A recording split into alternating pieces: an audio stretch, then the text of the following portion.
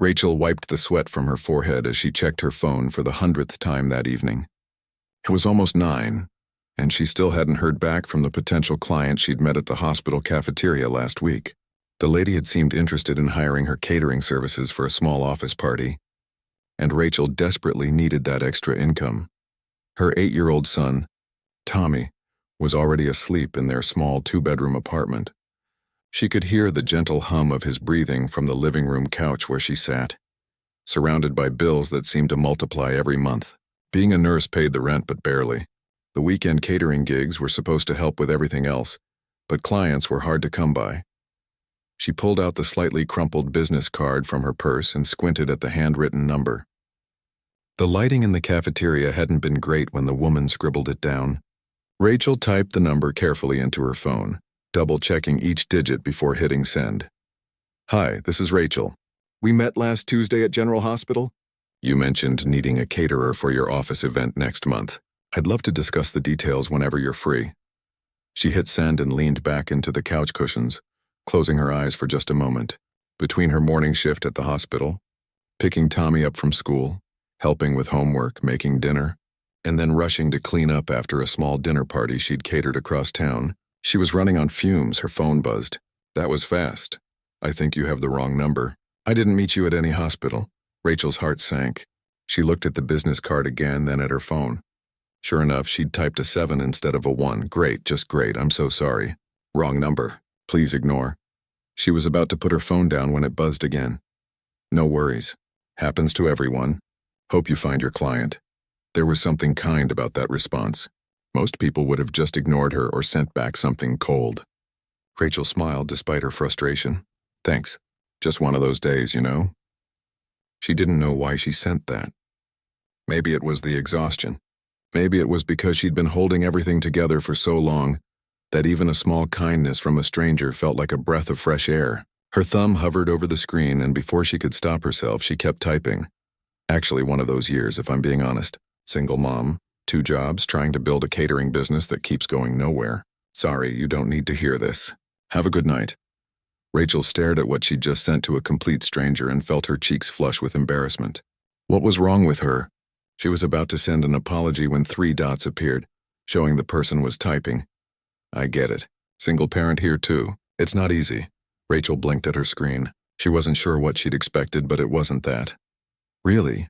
How old is yours?" 10, son. His name is David. He's my whole world, which makes the juggling act even harder. I have a son too, Tommy. He's 8. And yeah, the juggling act is real. How do you manage it? Honestly, not very well most days. I work in tech and the hours are insane. I miss way too many school events. Last week I had to call in from a work thing during his soccer game. He scored his first goal and I wasn't there to see it. Rachel felt a pang in her chest. At least her struggles were about money, not about choosing between being present and career demands. Though in a way, weren't they the same? She worked 2 jobs because one wasn't enough, which meant less time with Tommy too. That must have been hard, but I bet David knows you're doing your best. I hope so. What about you? What's the toughest part? Rachel looked around her small living room at the stack of bills, at the worn furniture she couldn't afford to replace, at the photo of Tommy's smiling face on the wall. The guilt, I think. Tommy asked me last month if he could go to this science camp over the summer. It's his dream. He wants to be an astronaut, but the camp costs $2,000 and I just can't make it work. I had to watch his face fall when I said maybe next year. I've been saying maybe next year for 3 years now. She sent it before she could overthink it. There was something liberating about being honest with a stranger. This person didn't know her, didn't judge her, and she'd never have to see them again. That's rough. David's really into science too. Space, rockets, all of it. Kids have such big dreams. Yeah, the worst part is feeling like I'm the reason he can't reach for them. Hey, don't think like that. You're working 2 jobs to give him a good life. That's not failing. That's fighting. There's a difference. Rachel felt tears prick at her eyes. She couldn't remember the last time someone had said something like that to her. Most people just offered platitudes or worse, told her she should find a better paying job as if she hadn't thought of that already. Thank you.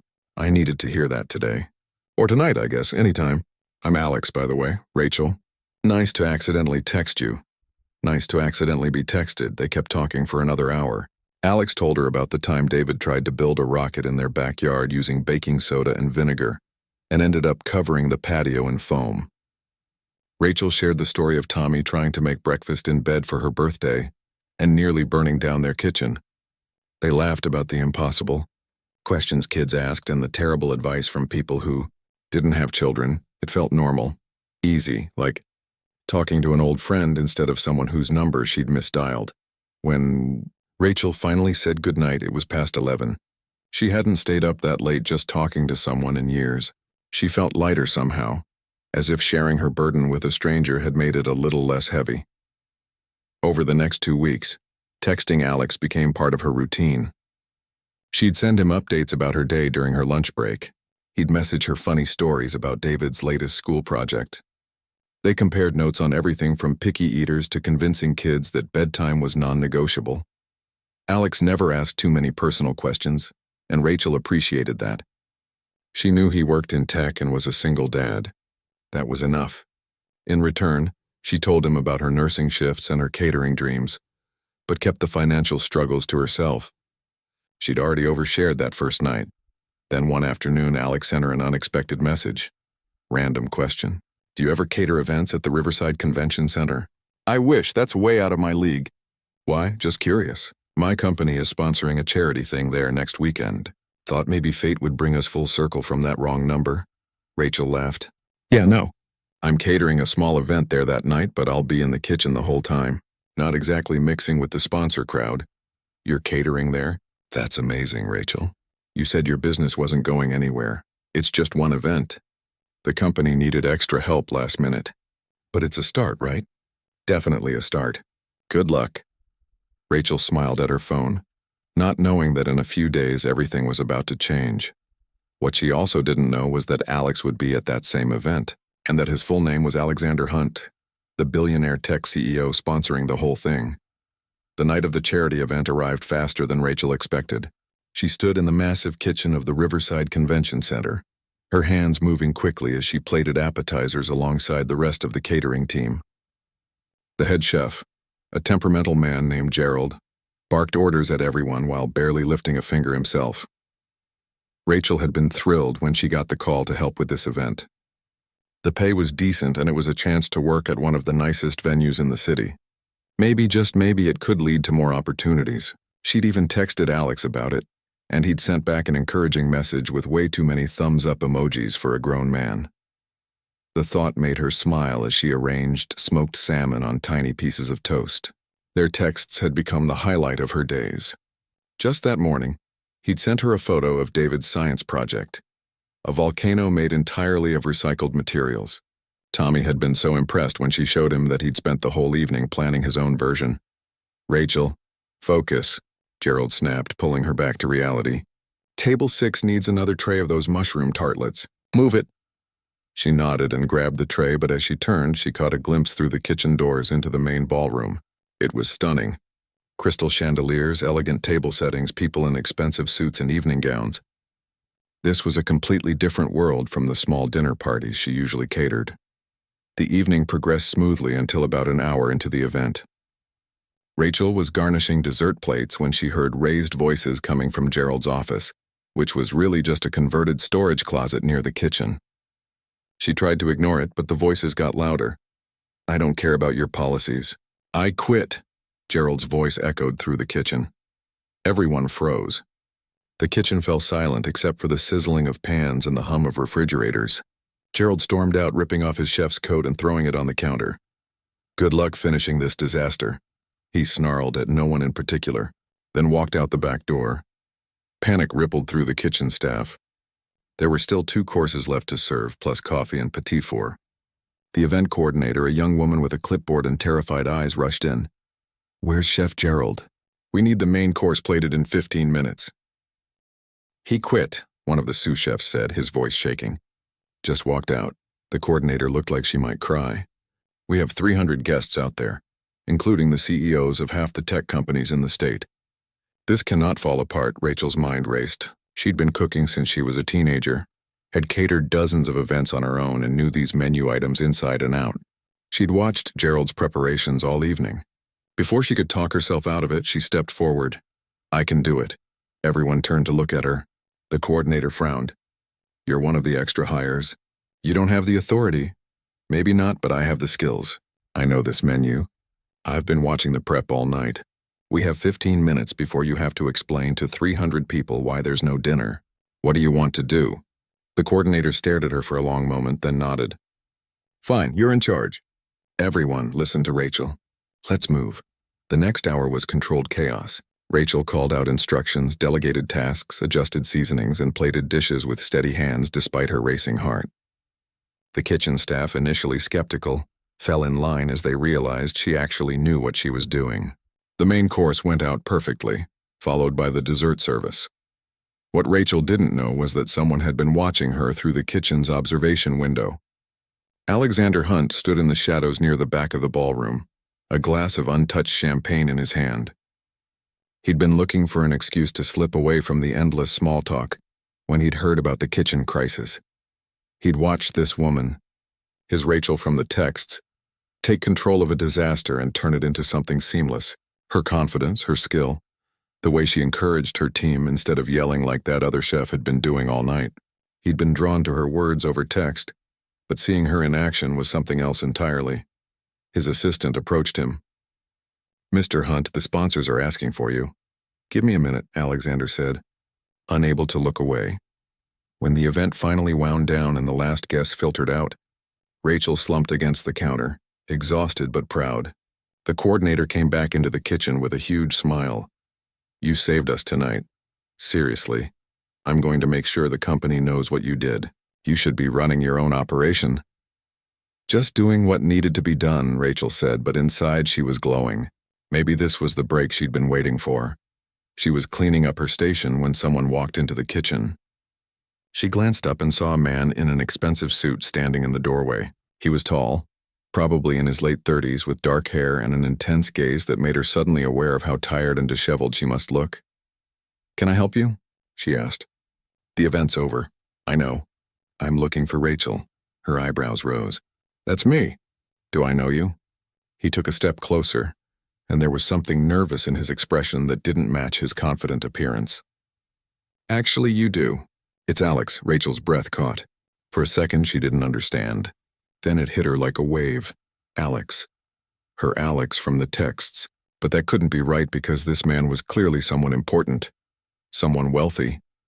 Someone from that world out in the ballroom that she'd never be part of. What? The word came out barely above a whisper. I'm Alex. Well, Alexander Hunt. But I'm the guy you've been texting for the past 2 weeks. The wrong number. Rachel felt her face flush with a mixture of emotions she couldn't even name. Embarrassment, anger, confusion, hurt. She'd poured her heart out to him, told him about her struggles, her fears, her money problems. And he was what? Some rich CEO who'd been amusing himself with her poverty?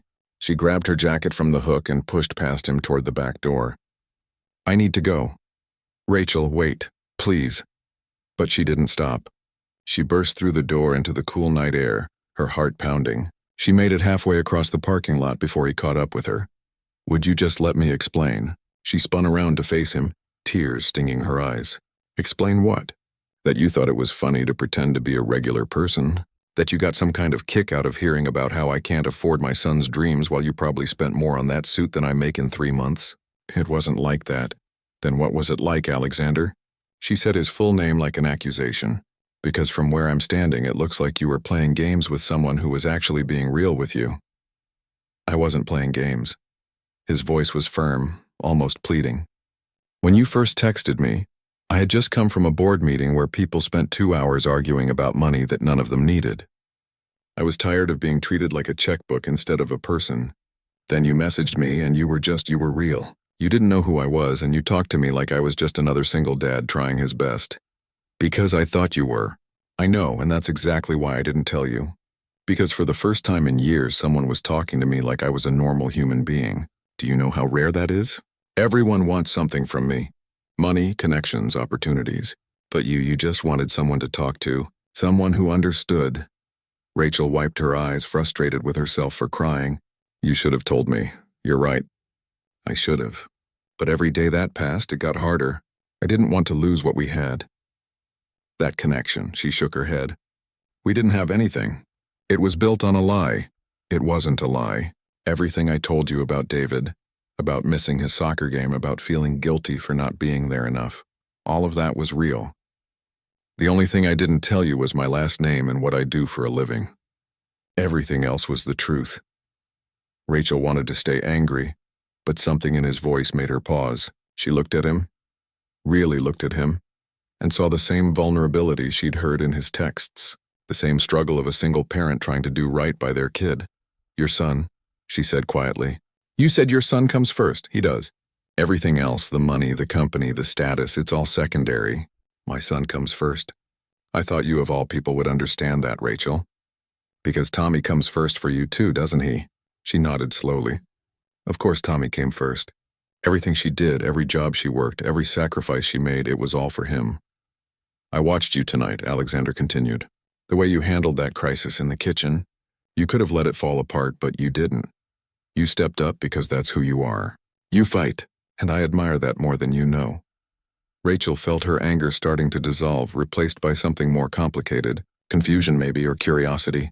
Why did you come find me tonight? You could have just stopped texting. Because I wanted to meet you. The real you. And I wanted you to meet the real me, even if it meant risking everything. He paused. Can we start over? Honestly this time? She studied him for a long moment. Every logical part of her brain said to walk away, that their worlds were too different, that this was a recipe for disaster. But another part of her, the part that had felt less alone these past 2 weeks, wanted to give him a chance. I don't want charity, she said firmly, and I don't want to be some project you feel good about helping. I would never think of you that way, and I don't want special treatment because of who you are. Fair enough. Can we at least be friends? Real friends, no secrets? Rachel took a deep breath. Okay, friends, but you buy the coffee because that's what rich people do. A smile broke across his face. Deal. As they walked back toward the convention center, Rachel couldn't shake the feeling that her life had just gotten a whole lot more complicated. But maybe, just maybe, it had also gotten a little more interesting too. The week after the charity event felt surreal to Rachel. Alexander had texted her the next morning, asking if she and Tommy wanted to join him and David at the Science Discovery Museum on Saturday.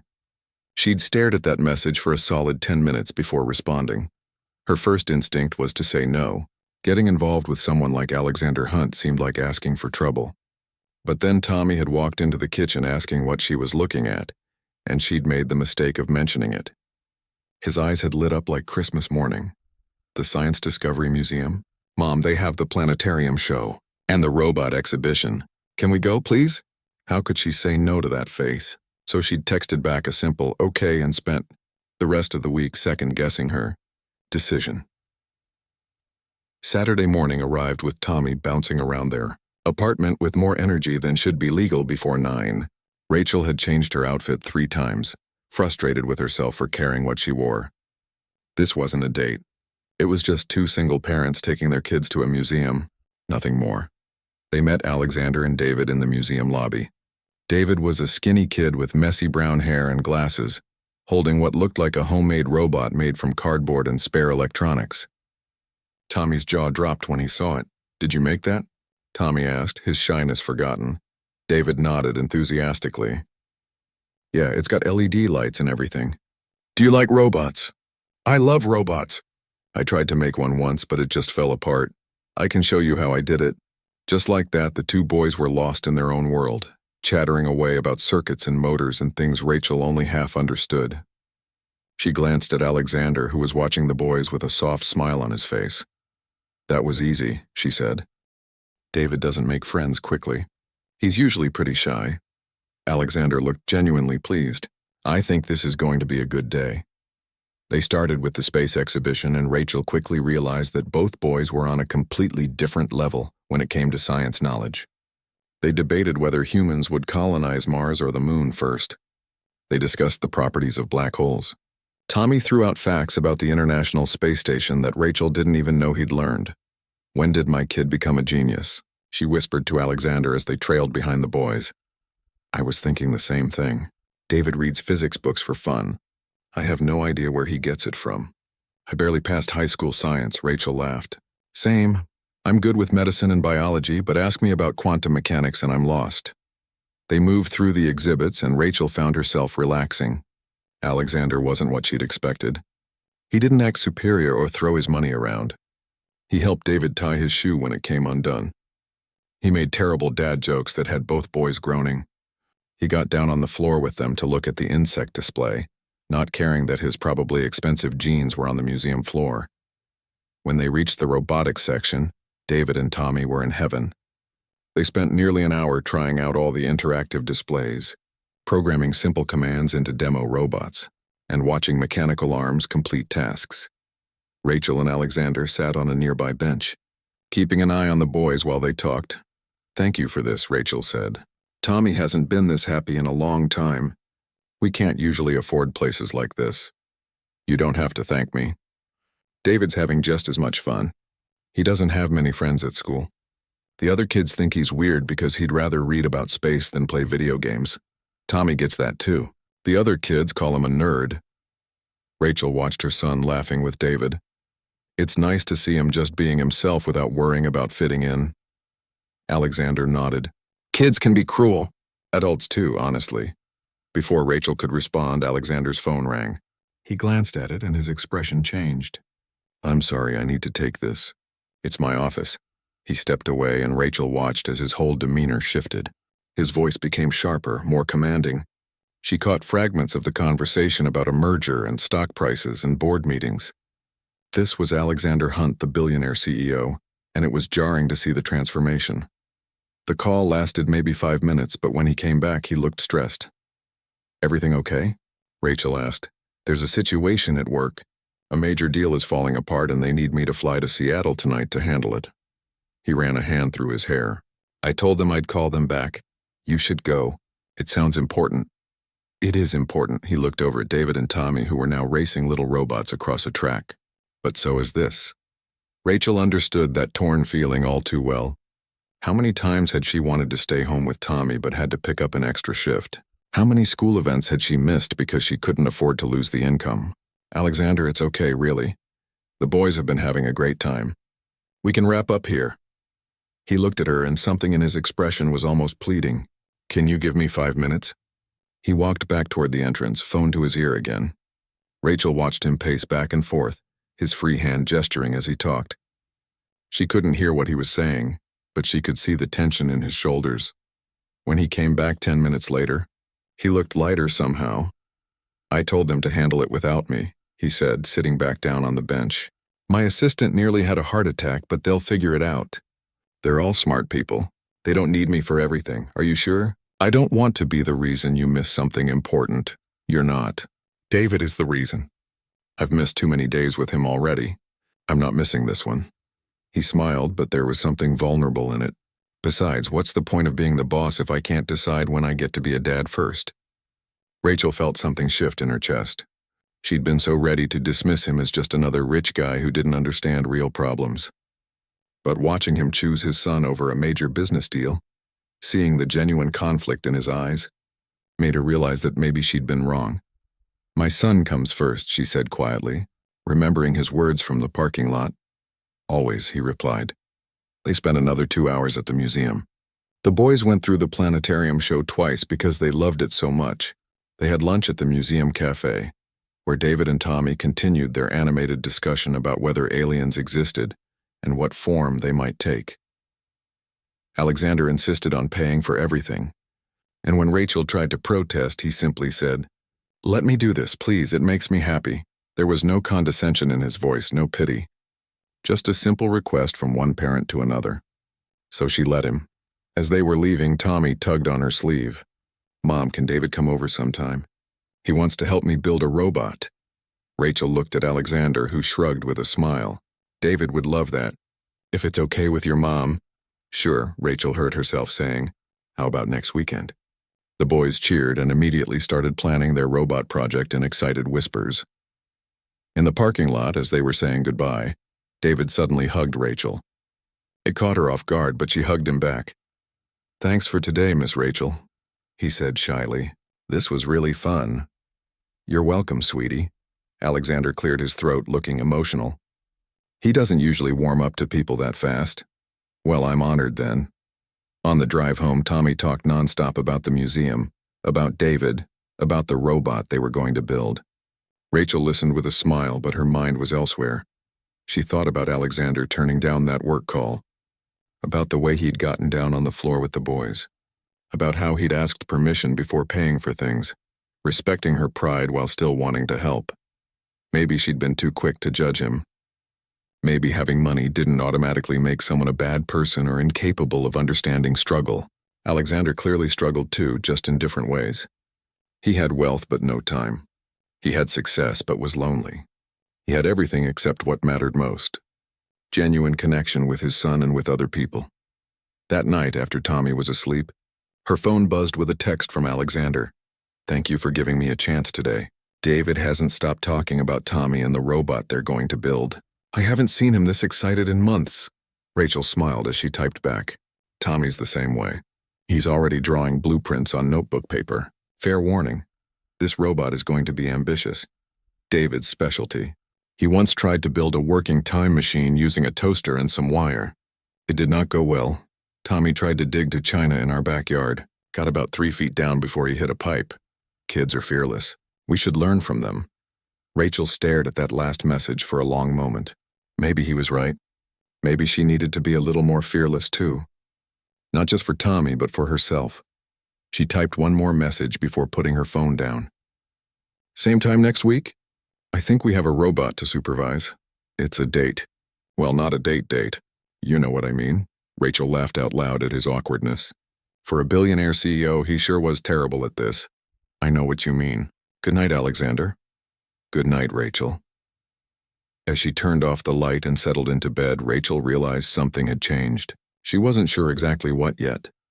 But for the first time in 3 years, she felt like maybe, just maybe, things were going to be okay. Not because of Alexander's money or status, but because she'd found someone who understood what it meant to put your kid first, no matter what.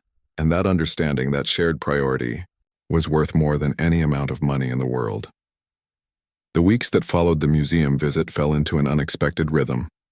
Alexander and David came over the next Saturday as promised, and the boys spent hours building their robot in Rachel's small living room. What started as a simple project turned into weekly hangouts that both kids looked forward to more than anything else. Rachel found herself looking forward to them too, though she tried not to think too hard about why. Alexander would arrive with coffee for both of them, always remembering that she took hers with just a splash of cream. They'd sit at her small kitchen table while the boys worked, talking about everything from parenting struggles to their favorite terrible movies from the 80s. It felt comfortable, natural, like they'd known each other for years instead of weeks. One evening, about a month into their new routine, Rachel was scrolling through her phone when she saw it. A photo on social media of Alexander at some fancy charity gala, a beautiful woman in a designer dress standing close to him. The caption from a celebrity gossip account read, "Tech billionaire Alexander Hunt spotted with mystery woman. New romance?" Rachel stared at the photo longer than she should have. She and Alexander weren't together. They were just friends. Two single parents helping their kids build robots and talking over coffee. That was all. So why did seeing that photo make her stomach twist? She put her phone down and tried to focus on the medical journal she was supposed to be reading for work. But the image kept floating back into her mind. The next Saturday, Alexander showed up looking tired. There were dark circles under his eyes, and his usually neat hair was messier than normal. "Rough week?" Rachel asked as she handed him his coffee. "You could say that. Board meetings, conference calls with Tokyo at 2 in the morning, and a media circus because I attended a charity event." He rubbed his face. "I swear I can't go anywhere without it ending up in some gossip column." Rachel's heart skipped. "I might have seen something about that." Alexander looked at her and something passed between them. "The woman in the photo is my company's head of public relations. She was briefing me on a crisis situation. But of course, the media turned it into a romantic story because that's what they do. You don't owe me an explanation." "I know, but I wanted to give you one anyway." He paused. "There's no one else, Rachel. I haven't dated anyone seriously since David's mom left 4 years ago. Work took over everything, and then, well, I met you. The way he said those last 4 words made Rachel's breath catch. Before she could figure out how to respond, Tommy and David ran into the kitchen, their robot clutched between them. "Mom, Mr. Alexander. Look, it works." Tommy's face was glowing with pride. The robot, a Frankenstein creation of cardboard, LED lights, and spare electronics, moved forward on wobbly wheels, its lights blinking in sequence. It wasn't much to look at, but to the boys it was a masterpiece. "That's incredible," Rachel said, meaning it. "You two did that all by yourselves?" "Well, David did most of the programming," Tommy admitted. "But I did all the building and design." "It was teamwork," David said firmly. "We both made it." Alexander caught Rachel's eye and they shared a smile. Watching their sons work together, support each other, and create something from nothing was better than any museum visit or expensive toy could ever be. Later that afternoon, after Alexander and David had left, Rachel was cleaning up when her phone rang. It was the hospital, asking if she could cover an emergency overnight shift. Someone had called in sick and they were desperate. Rachel's heart sank. She needed the money desperately. But Tommy was home alone and she couldn't afford a babysitter on such short notice. Her usual neighbor was out of town. She was about to decline when an idea struck her. She called Alexander, her finger hovering over the button for a long moment before pressing it. "Hey, is everything okay?" He answered immediately. "I have a huge favor to ask and I completely understand if you can't do it. The hospital just called asking me to cover an emergency shift tonight. But I have no one to watch Tommy. I know it's last minute and completely unfair to ask. But bring him here," Alexander said without hesitation. "David would love a sleepover and I'm home all evening." "It's no problem at all. Are you sure?" "It would be overnight. I don't get off until 7 in the morning. Rachel, I'm sure. Text me when you're on your way over." 30 minutes later, Rachel was standing in the entrance of Alexander's home for the first time, and she had to force herself not to stare. It wasn't quite a mansion, but it was close. Modern, spacious, with huge windows overlooking the city. It was the kind of place she'd only seen in magazines. "I know it's a lot," Alexander said quietly, noticing her expression. "David and I mostly live in about 3 rooms of it. The rest is just space." Tommy, thankfully, was too excited about the sleepover to be intimidated. David grabbed his hand and dragged him upstairs to show him his room, leaving Rachel and Alexander alone in the foyer. "Thank you for this," Rachel said. "Really, you're saving me." "You do the same for David. Actually, you basically did when you let us crash your living room every weekend for a month." Rachel smiled, but there was a tightness in her chest. This house, this life. It was such a stark reminder of the gap between them. She was borrowing his space, his help, his time. What did she have to offer in return? "Hey," Alexander said softly, as if reading her mind. "Stop overthinking, go to work. The boys will be fine. I'll text you updates and embarrassing photos of them passed out on the couch during whatever movie they insist on watching." Rachel nodded, swallowing the complicated emotions swirling inside her. "Okay, thank you." The shift at the hospital was brutal. A multi-car accident brought in 6 patients at once, and Rachel didn't stop moving for 12 hours straight.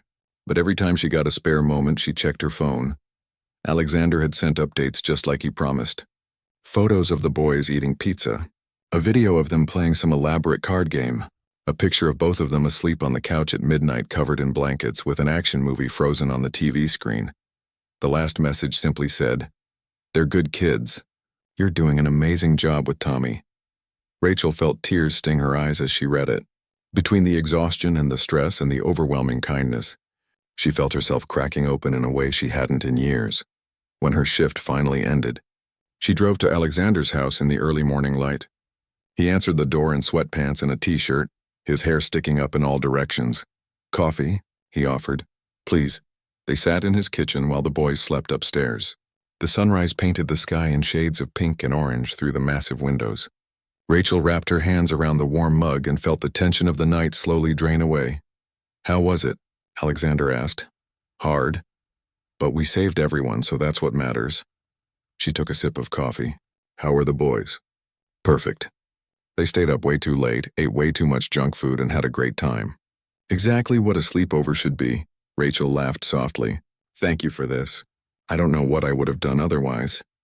"You would have figured it out. You always do." He paused, looking down at his own coffee. "But you don't always have to figure it out alone, you know." There was weight in those words, and Rachel felt it settle around them.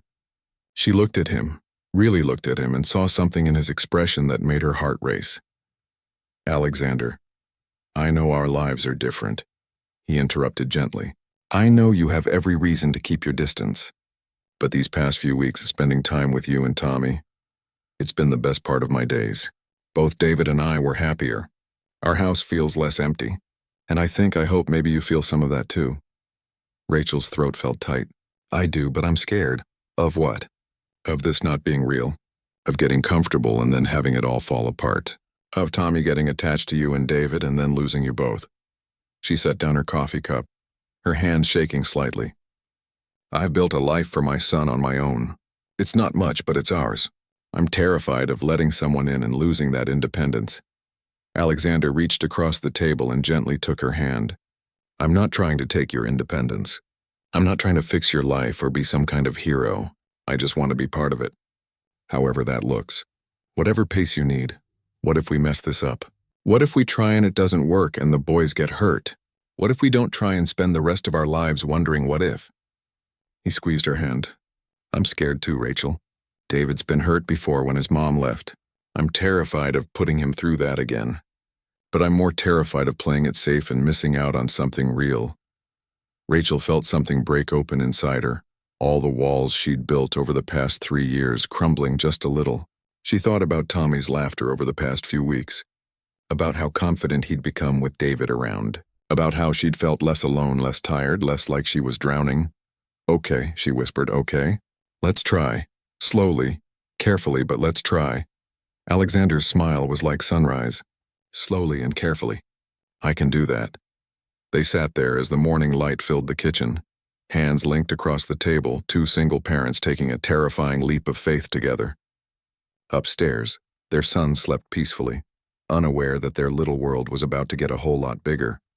Rachel knew there would be challenges ahead. The differences in their lifestyles, the media attention, the juggling of schedules and expectations. But looking at Alexander, seeing the hope and fear and determination in his eyes that she knew was mirrored in her own, she thought maybe, just maybe, they could figure it out together. After all, they'd both built their lives around the same principle, putting their sons first. And if they could keep that at the center of everything, maybe the rest would fall into place or maybe it wouldn't. But for the first time in a long time, Rachel was willing to take that risk. Because some things, some people, were worth being brave for. 2 months had passed since that morning in Alexander's kitchen, and Rachel's life had changed in ways she never expected. She and Alexander were taking things slow, just like they'd promised. Family dinners once a week, weekend activities with the boys, late-night phone calls after the kids were asleep. It felt right, comfortable, like pieces falling into place. But reality had a way of showing up uninvited. Rachel was at the grocery store, carefully calculating prices in her head like she always did when her phone rang. It was Tommy's school. "Ms. Bennett, this is Principal Morrison. Tommy collapsed during gym class. We've called an ambulance. They're taking him to General Hospital." The world tilted. Rachel abandoned her cart right there in the middle of the aisle and ran to her car. Her hands shook so badly she could barely get the key in the ignition. Tommy, her baby. Please let him be okay. At the hospital, they ran tests. So many tests. Rachel sat in the waiting room, her nurse's scrub still on from her morning shift, her mind racing through every terrible possibility. She'd called Alexander from the car, barely able to get the words out, and he'd said he was on his way. When the doctor finally came out, his expression was serious but not devastating.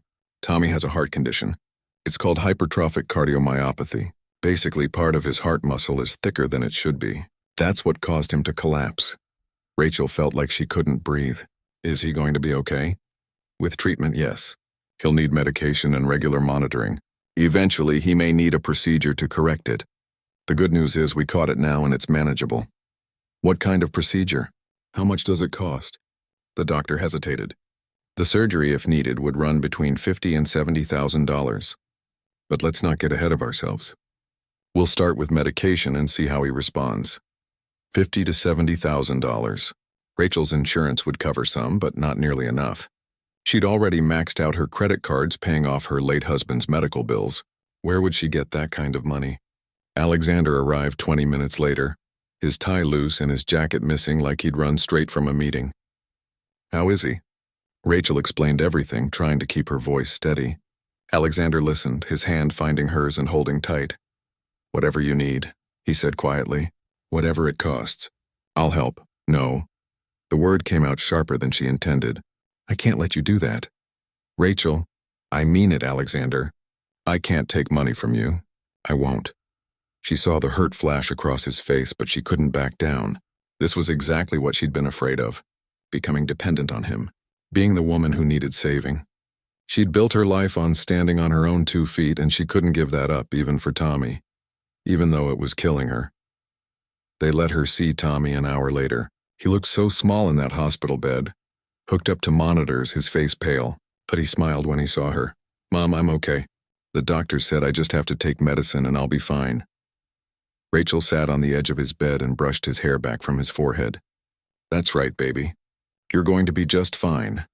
But that night, alone in her apartment after Tommy had been released with a prescription and strict instructions, Rachel broke down. She sat at her kitchen table surrounded by medical bills and insurance statements, trying to figure out how to pay for medication that cost $300 a month even after insurance, how to afford the specialist appointments, how to save for a surgery that might be necessary down the road.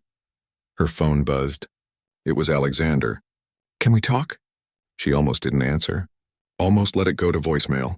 But something made her pick up. Hey. I know you said no about the money, he started, and I'm going to respect that. But I have something else I want to propose, and I need you to actually hear me out before you say no.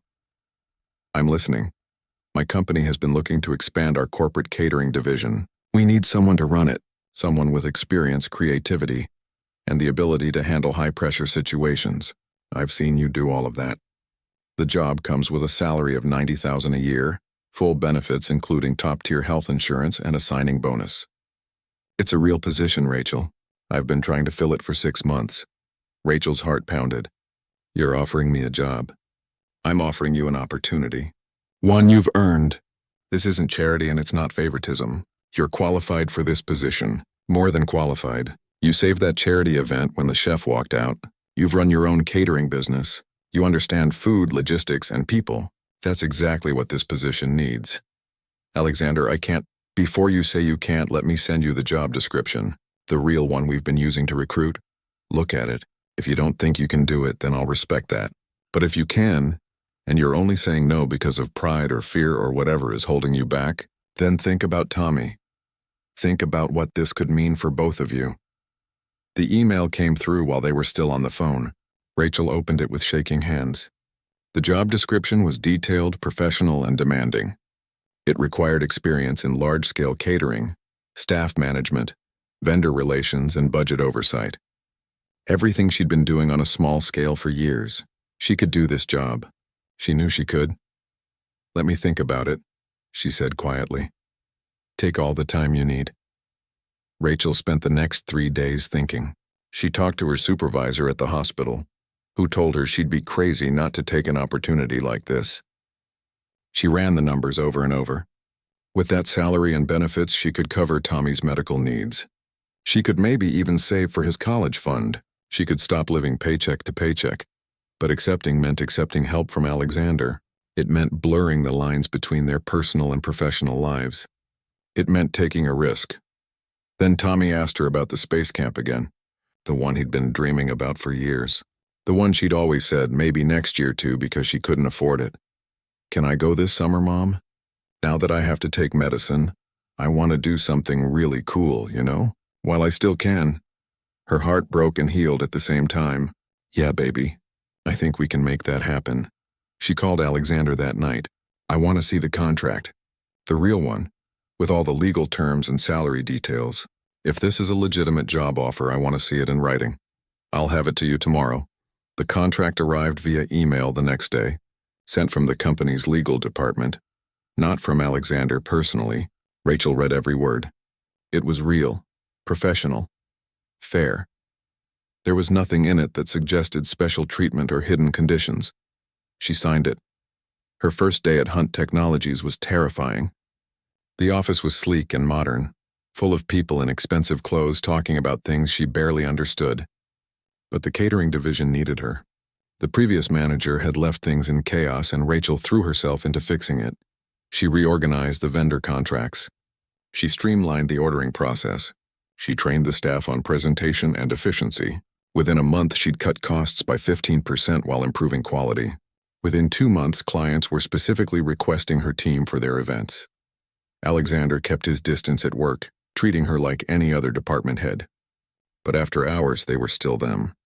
Family dinners, weekend adventures with the boys. Tommy's medication was covered by her new insurance. His specialist appointments were manageable. And when the doctor said the surgery could wait, that the medication was working well, Rachel cried with relief. 3 months into her new job, the company held its annual gala. Rachel's team was catering it, and she was everywhere at once, making sure everything was perfect. During the dinner service, Alexander took the stage to give a speech. This company was built on innovation and taking chances on people, he said to the crowd of employees and investors. This year, we took a chance on someone who's transformed our catering division. Someone who proves that the best investments aren't always in technology or stocks. Sometimes they're in people who just need an opportunity to show what they're capable of. He didn't say her name, but Rachel felt the attention shift to her anyway. She felt her cheeks burn, but she also felt proud. She'd earned this. Not because of Alexander, but because she was good at what she did. After the event, as they were cleaning up, Alexander found her in the kitchen. "You were amazing tonight," he said. "So were you. That speech was good. I meant every word." He stepped closer. "Rachel, I know we're taking things slow and I respect that. But I need you to know something. What we have, it's not about the job or the money or any of that. It's about you. It's about Tommy and David and building something real together." Rachel looked at him. This man who'd accidentally entered her life through a wrong number and somehow became the right person at the right time. "My son comes first," she said, echoing the words he'd said to her months ago. "Always," he agreed. "But maybe there's room for more than just survival in my life. Maybe there's room for happiness too. Is there room for me?" Rachel smiled. "Yeah, I think there is." 6 months later, Rachel and Tommy moved into a bigger apartment. Not with Alexander, they weren't ready for that yet, but nearby, close enough for impromptu dinners and weekend sleepovers. Tommy's medication kept his heart stable. He went to space camp that summer and came home talking about being an astronaut engineer instead of just an astronaut.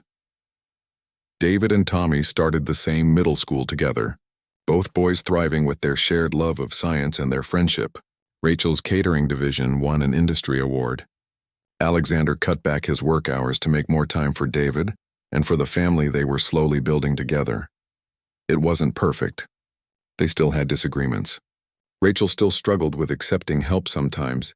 Alexander still got pulled into work emergencies. But they figured it out together, always keeping their sons at the center of everything. One evening, Rachel was making dinner in her new kitchen when Alexander came up behind her, wrapping his arms around her waist. "Happy?" he asked. She thought about Tommy's laughter from the other room where he and David were building yet another robot. She thought about her career, her independence, her security. She thought about this man who'd respected her boundaries while showing her that accepting help wasn't weakness.